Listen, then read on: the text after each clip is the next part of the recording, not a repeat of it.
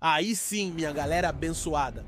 John Olok na voz. E hoje a gente vai entrar numa treta que não é pra amadores. A gente vai falar dos confrontos mais sinistros que Jesus teve durante seu ministério. Não foi contra demônio, não foi contra soldado romano, foi contra a galera da religião. Pega a visão. Hoje o tema é Jesus versus fariseus. A treta contra a religião de aparência.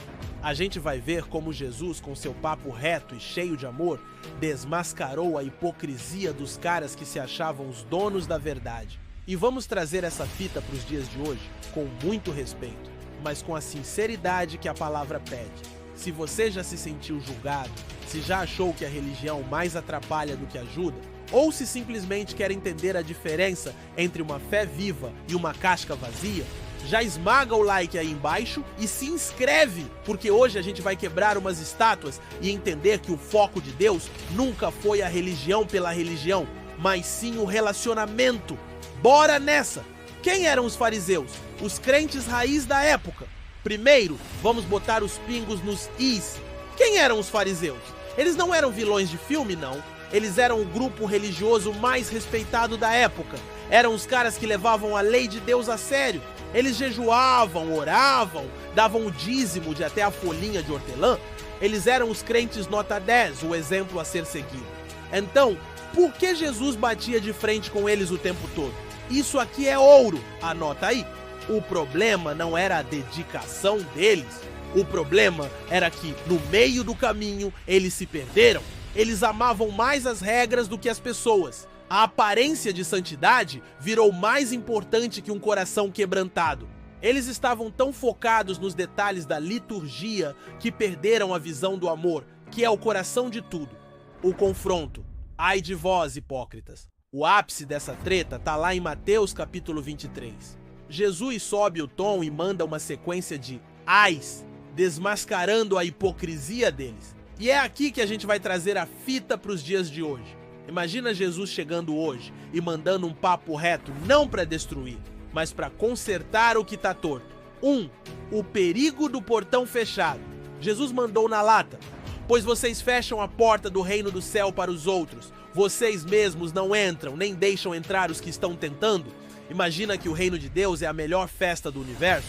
Jesus é o anfitrião e o convite é simples. A entrada é de graça, basta crer em mim.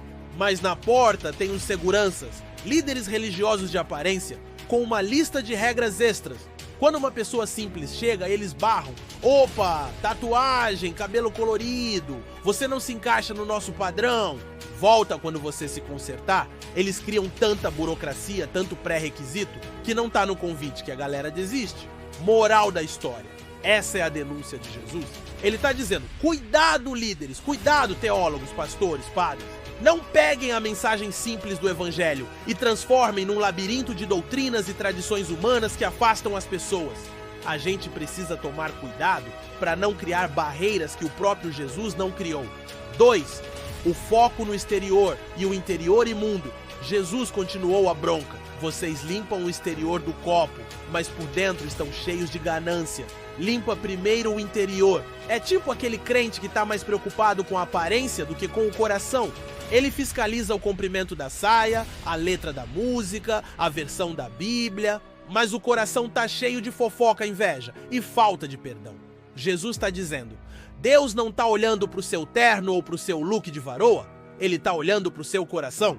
A verdadeira transformação começa de dentro para fora. A importância da igreja, o corpo de Cristo na terra. Agora pega a visão, meu parceiro, que essa parte é crucial. Ouvindo tudo isso, você pode pensar: então o John Olok tá falando pra gente largar a igreja? Não! 1000 vezes não!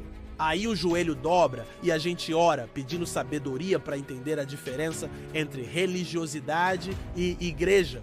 A crítica de Jesus não era contra a sinagoga, a igreja da época, era contra a hipocrisia dentro da sinagoga. Depois que eu entendi isso, a igreja com I maiúsculo é o plano de Deus pra gente aqui na terra. Ela é o corpo de Cristo. É na igreja que a gente bota a fé em prática. A igreja é um centro de adoração e fé. É o lugar onde a gente se junta como família para adorar o Pai, para cantar junto, para ouvir a palavra sendo pregada? Sozinho a gente até ora, mas junto a gente bota fogo no parquinho celestial. Um espaço de comunidade e apoio mútuo. É na comunhão com os irmãos que a gente é fortalecido? É o lugar para a gente chorar no ombro do outro, para comemorar as vitórias, para um carregar o fardo do outro. Ninguém foi feito para caminhar sozinho. Um agente de evangelização e transformação social. A igreja é a base de operações de Deus no mundo.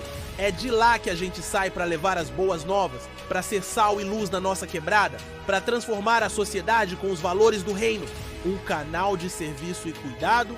É através da igreja que a gente se organiza para cuidar dos necessitados, dos órfãos, das viúvas, para alimentar quem tem fome. É o amor de Deus em ação, na prática. A igreja é fundamental. O problema não é a igreja. O problema é quando a gente, dentro dela, começa a agir como os fariseus. É quando a gente esquece o porquê de tudo isso. O ponto central da fita. Tudo se resume a Jesus. E aí a gente volta pro coração da treta. O GPS da vida é a palavra. Esquece! E a palavra inteira aponta para uma única pessoa. Jesus Cristo.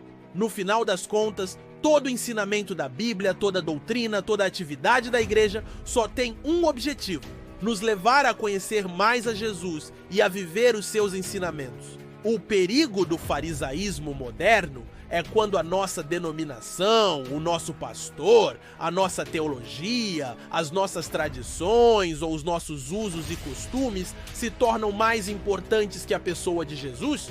É quando a gente defende mais a placa da igreja do que o evangelho. Por isso, meu parceiro, minha parceira, a gente precisa buscar sabedoria. Sabedoria para amar a igreja de Cristo, para se envolver, para servir, para estar em comunhão, mas também sabedoria para não se prender a regras humanas que nos afastam do coração de Deus. Sabedoria para discernir o que é mandamento de Deus e o que é caô de homem. Sabedoria para usar a Bíblia como uma ponte para um relacionamento com Jesus e não como um martelo para bater na cabeça dos outros. A religião te dá um fardo de regras. Jesus te oferece um jugo suave. A religião te aponta o dedo. Jesus te estende a mão. A religião te mostra o quão bom você tem que ser. Jesus te mostra o quão bom ele já foi por você. E aí, minha galera? Que papo reto, hein? Amar a igreja de Cristo e, ao mesmo tempo, lutar contra a religiosidade vazia. É esse o desafio. Agora quero ouvir o seu papo reto. Como a gente pode, na prática, ser um membro ativo e apaixonado da nossa igreja local sem cair na armadilha do farisaísmo?